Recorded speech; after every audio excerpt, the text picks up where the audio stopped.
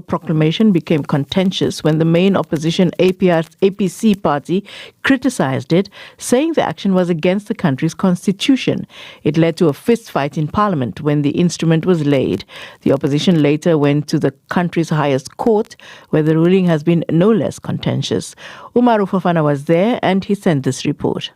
In a ruling that lasted more than 3 hours, Chief Justice Babatunde Edwards said the president's proclamation and the election body's decision to conduct the next elections under the proportional system of representation were done within the law. The sitting by the Supreme Court, functioning as the country's constitutional court, was carried live on radio and television, which is a rarity here.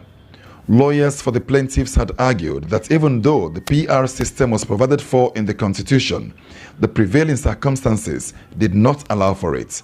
Among other things, they said the country had existing constituency and ward boundaries, so no need to lump them together into a district block PR system.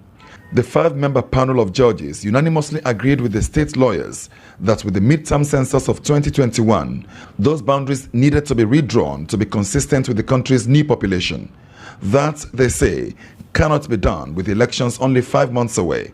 The lead lawyer for the plaintiffs, Dr. Abdullahi Okonte, one of the framers of the country's constitution, gave me his reaction to the ruling.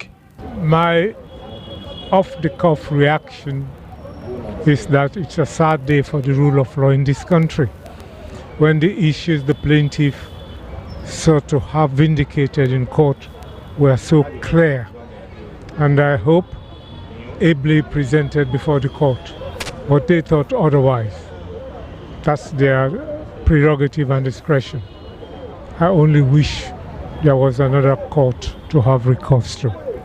It was not vindicated by the 53 odd pages that His Lordship the Chief Justice read out this morning. While Dr. Conte was peeved by the ruling, the Attorney General and Minister of Justice Mohammed Lamin Tarawali was chuffed by it. Yeah, I have a positive reaction to it because this has been a long-drawn matter.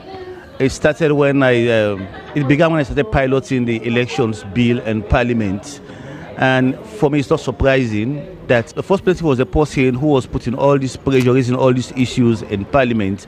The ruling now of the Supreme Court will stand the test of time. One of the plaintiff's lawyers, Dr. Abdullahi Okonte, says it's a sad day for the rule of law in Sierra Leone. That's his opinion. I will not comment on that. But for the ordinary man of this country, this ruling at least exonerates vindicates the justice system, vindicates the government, particularly the president. With Parliament and now the country's highest courts having cleared the way for the PR system, the opposition APC party say the recent actions by the election body prove their fears. The Electoral Commission has published the complexion of the next Parliament. It will have an additional 3 seats, which have gone to ruling party areas. Not only that, some of the existing geopolitical regions have lost seats, all of them in opposition heartlands in the western area. But many have attributed this to the APC party's decision to boycott the midterm census of 2021. Figures from the midterm census and the earlier 2015 one were used to determine the number of seats in the next parliament. Under the new PR system, a party gains seats in the House based on the percentage of popular votes in each of the country's 16 geographical districts. And that's Umaru Fofana reporting there from Sierra Leone. Now here's Kim Chakanetsa to tell you about today's new episode of our